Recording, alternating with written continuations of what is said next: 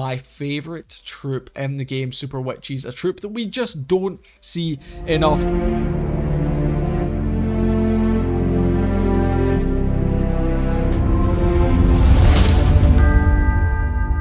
Time to focus up on this war, the war in hand. That is, of course, Badzinger coming in against Bushido in the Global Clash Cup group stages here. This is actually their first match over here in Global Clash Cup. So let's see who can get off on the best foot, who can bring in that victory. Here are the teams we're going to be taking a look at today. For Bushido, we have Hyochem, we have Suf, we have Bonky, Blacksmith, and Kevin. And over here for Badzinger, Joze, Pasolino, Anno, Dima, and Hugo Stiglitz. Okay, so we have Dima opening up the war here for Badzinger, and he is going to be coming in with a Queen Charge Lalo. We do have a Stone Slammer selected, and it looks like this Queen is going to be coming in from this 6 o'clock section of the base. Again, going to be coming in opposite Town Hall side, which is a massive gamble. Couple more loons going to be coming in. They're going to help take down that archer tower right there. Queen's going to make some slow progress up and through this bottom section of the base. Needs to be careful. There's enemy king lurking in and around this area. Gets that headhunter in, so that should help the queen to get through. King and the log launcher now making some work. Needs to be careful that these healers don't switch, but the Expo locking onto the queen should hopefully mean that those healers do stick with her. Log launcher. Wow, that log launcher is going to be able to get so much value through the core of this base. Needs to make sure that log launcher doesn't get taken down by the multi-target infernos, but so far this is looking very, very strong indeed. The log launcher also going to be able to fire away some of those CC troops. That's one of my favorite animations here in Clash of Clans, is seeing those headhunters and archers getting sprung away by the logs from that log launcher. A couple of Yetis coming out of the log launcher. Sadly, they are going to be pushing off to this left-hand side of the base. Queen is now getting targeted by the Lava Hound, so we use a Rage Spell just to protect her. Of course, we have those healers trying to keep this queen going for as long as possible, but we've cleaned out a massive section of the base here. Now comes the dangerous part of the attack. Dima looks like he is still in Christmas mode with this Santa Grand Warden skin, but here we go. We're going to be using this Lalo to try and secure the town hall. We're going to be freezing it up. We do sadly find that tornado trap, so we will need to hold on to that Grand Warden ability for as long as we possibly can. There it is right there on the very last second, dropping down that next haste spell, dropping down our last freeze spell. Now we do still have that queen ability in hand. Single target inferno in the core is yet to go down. We find a lot of seeking air mines and red bombs here on the back end. That single target inferno does not want to go down, but can we get our queen to path in? No, she is going to be pathing onto the outside of the base. The Grand Warden, with the help of these extra balloons, should hopefully be able to secure that single target inferno. We have plenty left up here in the back end. We can swag that queen ability, and it's going to be a massive 3-star coming in from Dima, completely crushing this base and bringing in the first triple of this war for Badzinger. Joze coming on through, and it's another Lalo. Jeez, we are seeing an incredible amount of Lalos coming in through in this war. Let's see exactly where they're going to be coming in from. Taking all the time on the clock here. We have 4 invisibility spells, so potentially going to be seeing a blizzard coming on through.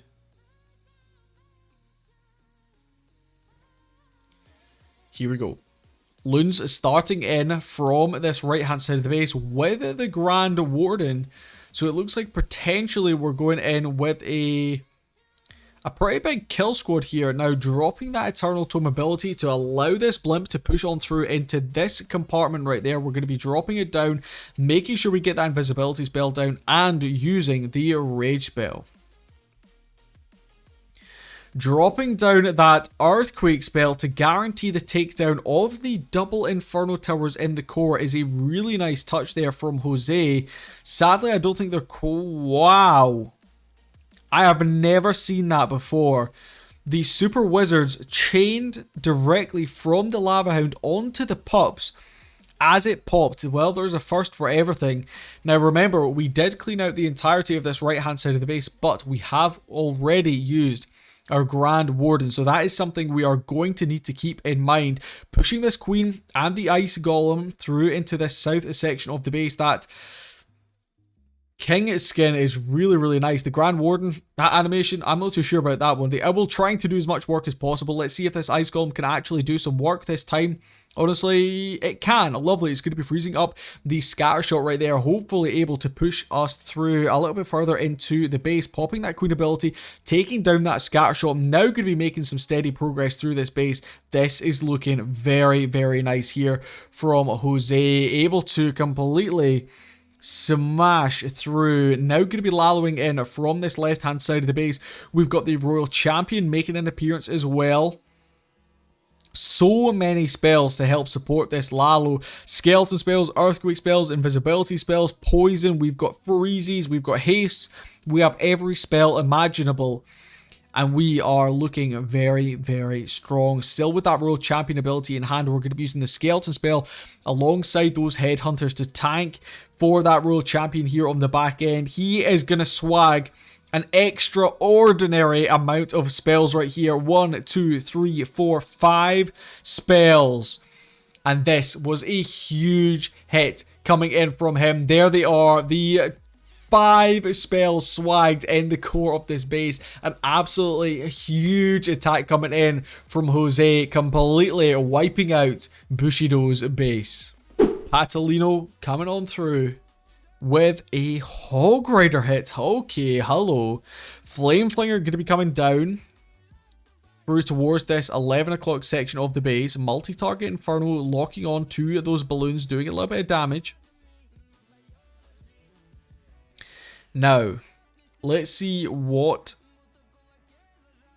is going on here.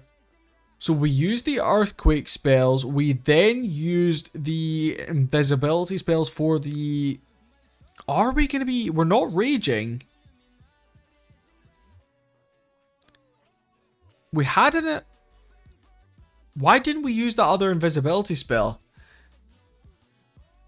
We had a second invisibility spell that we potentially could have used to grab that Eagle Artillery, but Patalino decides not to use it. So we only end up grabbing the clan castle there, and we used... I'm not sure. I'm not sure about that one. Now we have a whole load of skeletons actually going to attack our Flame Flinger. So the Flame Flinger is going to end up going down. We use a Valkyrie, and that cleans out all those skeletons in one shot. Town Hall is secure there with the Sneaky Goblins. So we had to save... we had to save that invisibility spell to secure the Town Hall. So Patalino very smartly decides to hold on to that last invisibility spell. Otherwise, he might not have secured that Town Hall. Sui now going to be coming in from that 2 o'clock section of the base. King followed by the... Is that the Valkyrie Queen skin? I think. Hog Riders are now coming in from this 10 o'clock section of the base. Really, really early on that Eternal Tome. We, of course, have Hog Riders also coming out of that Flame Flinger. They're going to be joining up this pack, trying to make some progress through the back end. We see a large group of Hog Riders getting caught up by that Tornado Trap and then smashed by the Mortar and Wizard Tower. Looking pretty good though. Single target Inferno in the core hopefully should go down. Nice. Those Hog Riders getting the job done. We have double free spell and a heal spell left to be deployed here on the back end, holding on to that last heal spell for probably longer than I would have anticipated, but now we're going to be using it as we find this Tesla farm here on the back end. We do still have the enemy king up as well, so we're going to be freezing him up, letting our troops do the work they need to. We've got the Royal Champion in the mix there as well. A couple of miners actually look like they're appearing here in the back end, so it's a little bit of a hybrid. RC ability getting popped off. This is now a race against the clock. 6% to grab in 15 seconds. I think Patalino has done enough. He maybe didn't get the value he was looking for with the Skelly Donut at the start, but it is still going to be another 3-star on the board for Badzinger, coming in with 28 Hog Riders.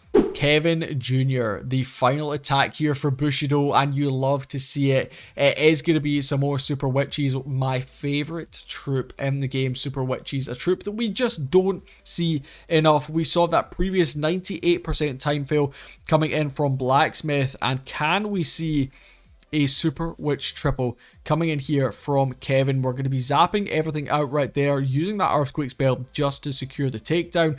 Super Wallbreaker coming in and giving us access through into this first compartment. Baby Dragon going to be coming in from this 9 o'clock section of the base. That's going to be used to help create the funnel. We had a couple of healers coming in with the Grand Warden. The remainder of the healers now going to be coming in with the Super Witches. We, like that previous attack, we only have one rage spell. Log Launcher going to be coming on through. Log Launcher hopefully should be able to take down the double Inferno Tower that is currently lurking through in the core of this base. We do have a jump spell as well that we can potentially use here to secure entry into the Town Hall on the back end. But the trouble is, we may actually be looking at our troops walking. Was that Log Launcher deployed too late? No, it looks like it's just down in time and it is going to be opening up these walls. Now keep an eye on these logs. Is it going to push all the headhunters away? Sadly, it actually misses most of them. Okay, but making some steady progress here. Does need to get a little bit of a move on. Remember, we still have that rage spell to be deployed. King and Royal Champion both going to be coming in through from this 12 o'clock section. They are going to be used to grab that scatter shot up there. We see that jump spell coming down. Now, I think he was looking for that log launcher to go slightly further. There is the rage spell coming in. We still have the Eternal Tome ability to be popped off, as well as our Royal Champion and our Queen ability. But the issue here is we need some of these troops to path on through to the Town Hall. We miss our Queen with the Eternal Tome, which is not ideal, but the healers do switch over to her with the help of that rage spell, going to be able to help clear out that Town Hall. This is looking very, very powerful here from Kevin, but it is, once again, I believe, going to be a race against the clock. He still has all 4 of his Super Witches that he brought into this attack alive up here at the end. He sadly misses that Archer Tower with the free spell here in the back end, but he can go ahead, drop it down right there because he almost had it to swag. And this is going to be a 3-star. We finally see the 3-star coming on through with those Super Witches, and he has got time to spare. Kevin Jr. It's not going to be enough to secure Bushido a win, but it is going to be a very sexy 3-star to finish up the war for Bushido. Let's see if Badzinger can bring in a 14-star war, though, to answer that 3-star right there of Kevin Jr. Here we go. Hugo Stiglitz, the 5th and final attacker for Badzinger, going to be coming in with a Queen Charge Lalo. Drops down the rage spell prior to any of his other troops. But he knew that the Grand Warden statue, the enemy Queen, the enemy King, there was a Tesla in there as well, were going to be raining down fire on his Queen, so he's not going to be taking any chances. Potentially will need to drop another rage spell. Nope, he's going to be holding off. Nope, he's not. He is going to be dropping that rage spell down right there. So, making sure we protect up our Queen. I ideally might have actually looked at using a headhunter or 2 there. But, hey, we need to protect this Queen at all costs. So, we do indeed do that. King now going to be making an appearance. He's mainly going to be used to take down some defenses, but also to clear a path for our Queen to walk in.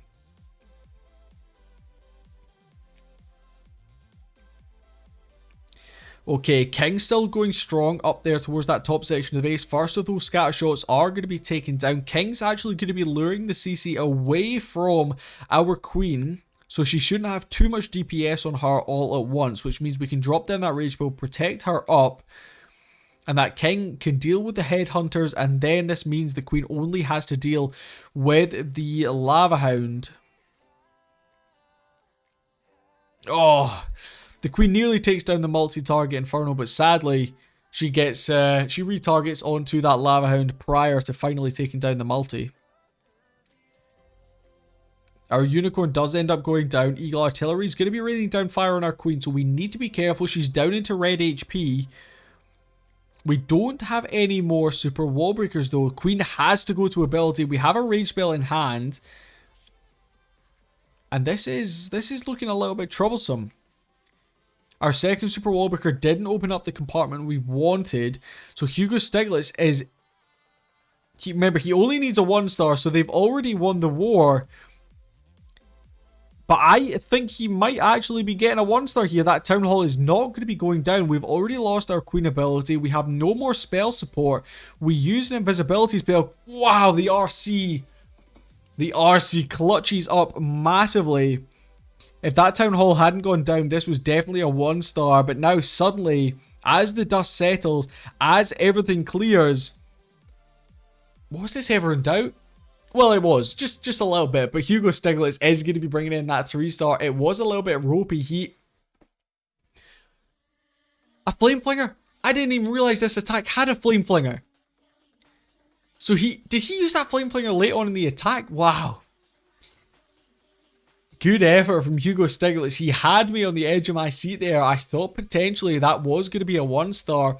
It doesn't really matter that if it was a 1-star because they would have won the war, but Hugo Stiglitz does bring in that 3-star. And Badzinger win this Global Clash Cup group stage match war 14 stars to 11. They only dropped 2%, and it was of course that time fail coming in from a no. But if you guys did enjoy this video, make sure you head down to the comments below. Let me know which one of these triples was your favorite. For me personally, it was that insane Super Witch hit at the end there from Bushido, bringing in their only triple. But let me know your thoughts and feelings on your favorite attack. Leave a like on the video while you're down there, subscribe as well, and we'll catch you guys in the next one. Peace.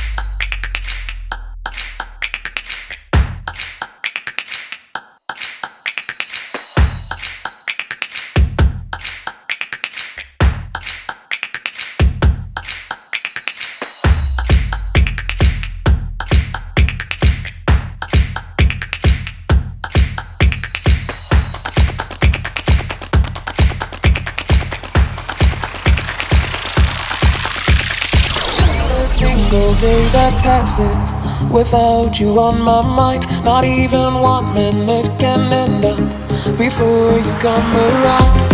I yearn for the days when I see your face here before me.